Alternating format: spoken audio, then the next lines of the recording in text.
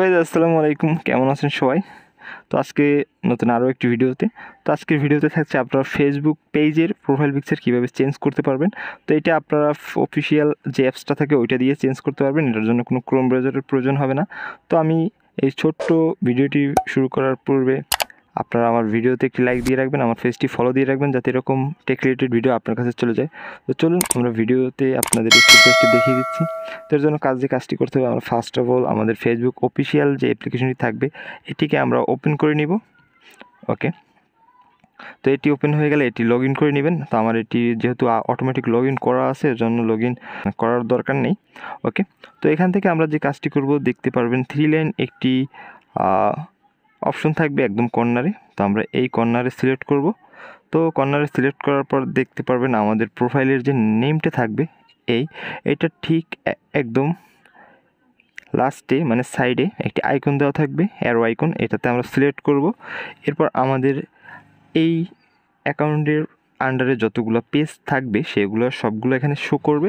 তো তখন আমার এখানে 4-5টা পেজ আছে, সবগুলো শো করছে। আপনি যে পেজটার প্রোফাইল পিকচার চেঞ্জ করতে চাচ্ছেন সেই পেজটা এখানে আপনারা সিলেক্ট করে দিবেন।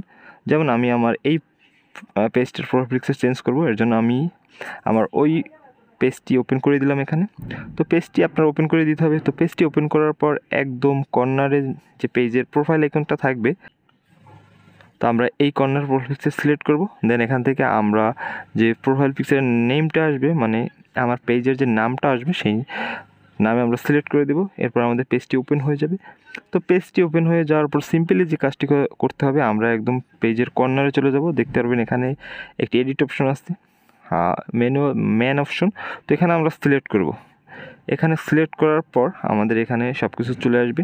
এডিট পেজের যে পেজটা আছে সেটি চলে আসবে। এটি আসার পর এখান থেকে আপনি প্রোফাইল পিকচার চেঞ্জ করতে পারবেন, কভার ফটো চেঞ্জ করতে পারবেন, আপনার বায়োতে কিছু লিখতে পারবেন। এখানে আরও অ্যাওয়ার্ড সেকশন আছে, এগুলো আপনারা চেঞ্জ করতে পারবেন। তো আমি এত কিছু দেখাচ্ছি না সময় সাপেক্ষের কারণে। ওকে, তো আপনারা যদি চান এগুলো আপনারা কমেন্টে বলে দেবেন, আমি অন্য একটা ভিডিওতে এগুলো দেখিয়ে দেবো। ওকে, তো এখান থেকে আমি শুধু আমার প্রোফাইল পিকচারটা চেঞ্জ করবো, এটি দেখিয়ে দেবো।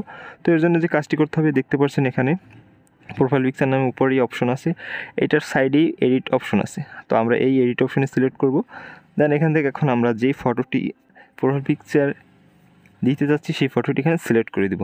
ওকে, তো ফটোটি সিলেক্ট করার পর এখান থেকে এখন আপনি চাইলে একটু ক্রপ করে নিতে পারেন, একটু জুম করে নিতে পারেন। এর জন্য কর্নারে একটি ক্রপ আইকন দেওয়া আছে, দেখতেই পাচ্ছেন।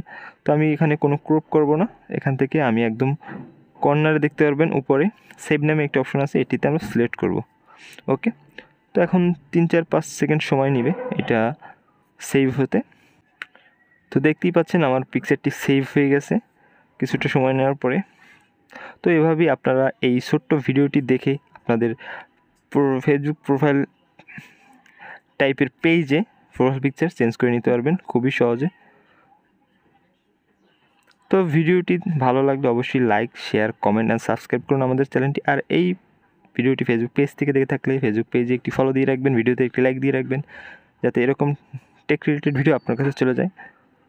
তো এই ছিল আমাদের আজকের ভিডিও, দেখা হবে নেক্সট ভিডিওতে। ধন্যবাদ।